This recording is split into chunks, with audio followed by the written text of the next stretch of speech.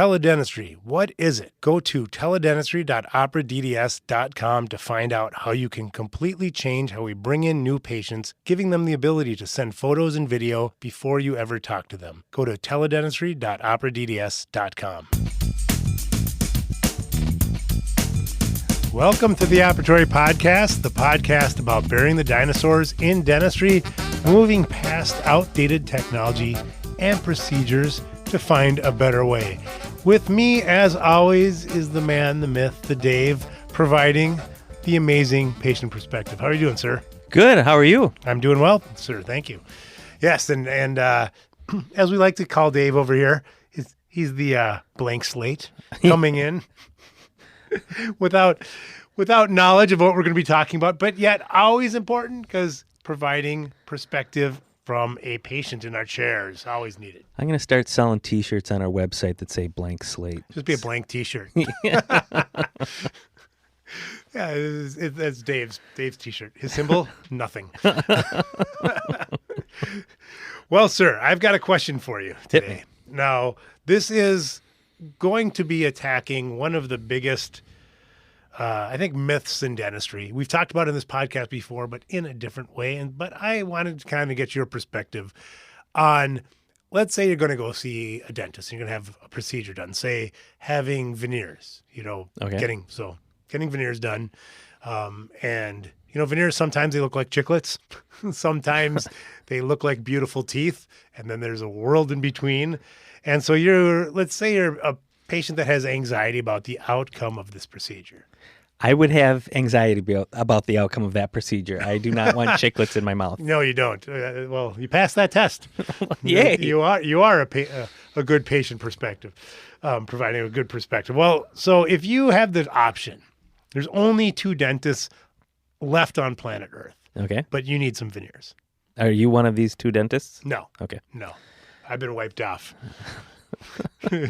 Sweet relief. And there's 2 left, right? Okay. There's 2 dentists who are both experts in veneers. All right. Okay.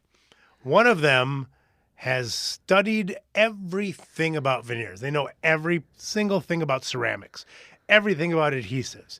They've taught the course on preparation and cementation and delivery of veneers, and they've tested everything up, down, everything about veneers has been tested and thought about and wrote a book about.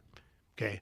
For no one to read because everybody else is wiped out. Well, there's one other dentist, okay. right? So, yeah. Okay. Because he's got to learn from somebody. Okay. Right. So that dentist, and they've done, let's call it 500 beautiful cases, right? Okay. Good. And they took we've talked about on this podcast before, my first CEREC took 4 hours, right? Yes, I'm aware. So in your mouth. This person, there's no time on this schedule. When you go there, it's all about quality. They take as long as they need to, right? Yeah. That's dentist A. Okay. Dentist B, she has done 100,000 procedures. Not once opened a book on the process, but okay, just enamels flying, veneers are being placed every day in her practice. She's cranking out veneer after veneer case over and over again because there's only 2 dentists doing veneers on the planet Earth, right? Right. One person's taking so much time, somebody's got to get the rest of them done, right? So she's cranking through doing 50 cases a day. Okay. Extreme ends. Okay? Yes. Who are you going to go see in this world? It seems pretty obvious. I'm going to go with the more learned of the 2 because clearly dentist A has had all the training and knows exactly what to do and takes his time versus somebody that's got to whip through 50 patients a day. You're very wise, Dave. Obviously, I'm very wise, Brian. But you're also wrong. What? Yes, it's true.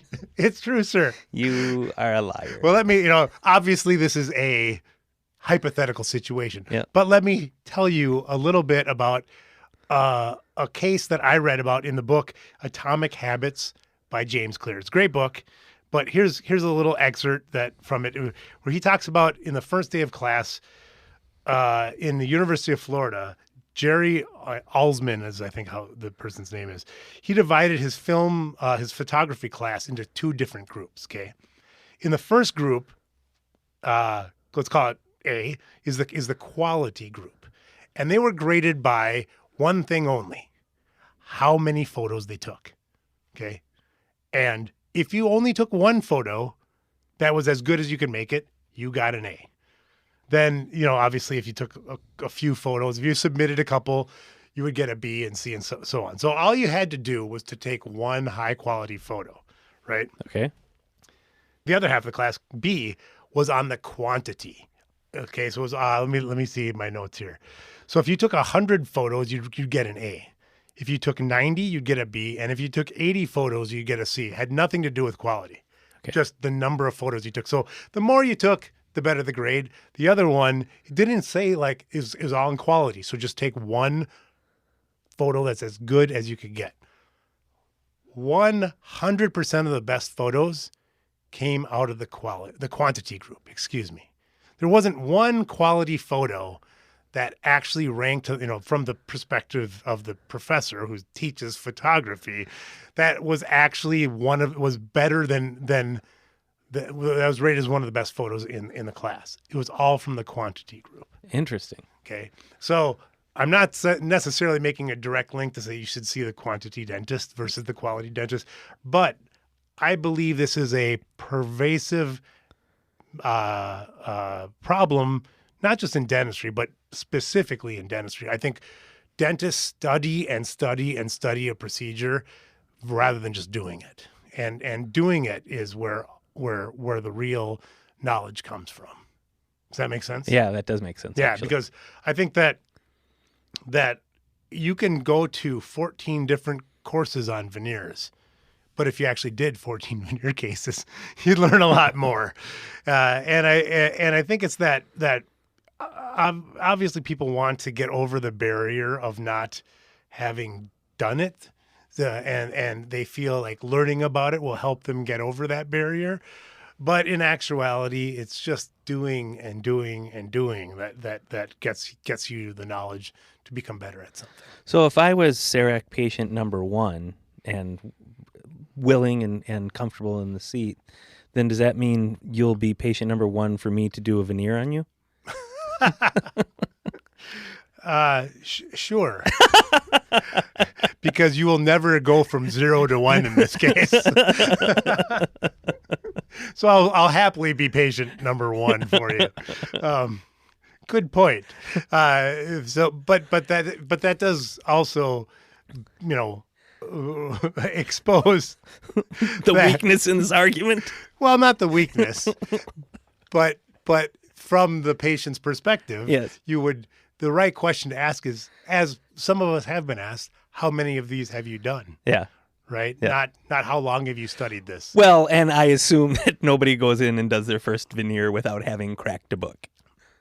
Correct. Yeah. I hope. Well, you never know. Right? Obviously, the quality has to be there. Right. Because, as we've talked before on this podcast, if the quality isn't there, it's really super high quality isn't going to get patients driving to you. Right. But poor quality will get people fleeing from you. Yeah. Is kind of how it works. And what I'm really saying is that quantity yields quality over time. Yeah, that does make sense. The studying something versus being an apprenticeship.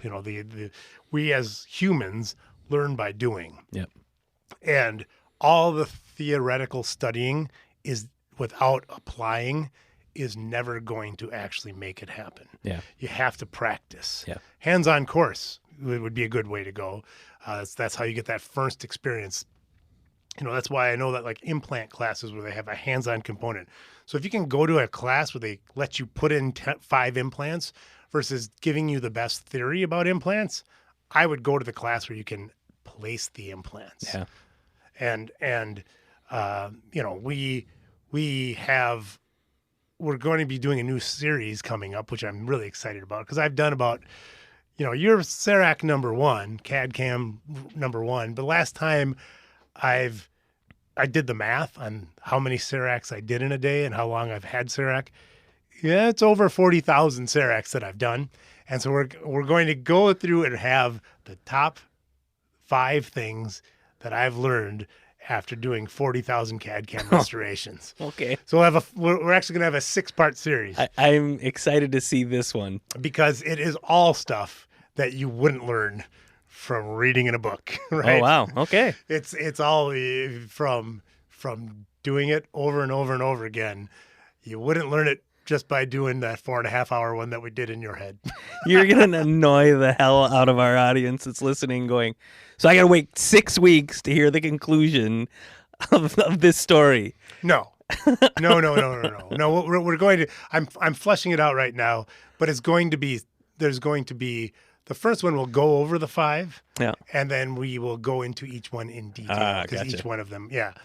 Similarly, we've done that before on the podcast, but it will be our first series because I think each one is important. Yeah. And I'll give it, how about a little taste? Okay. The first one is teeth aren't snowflakes.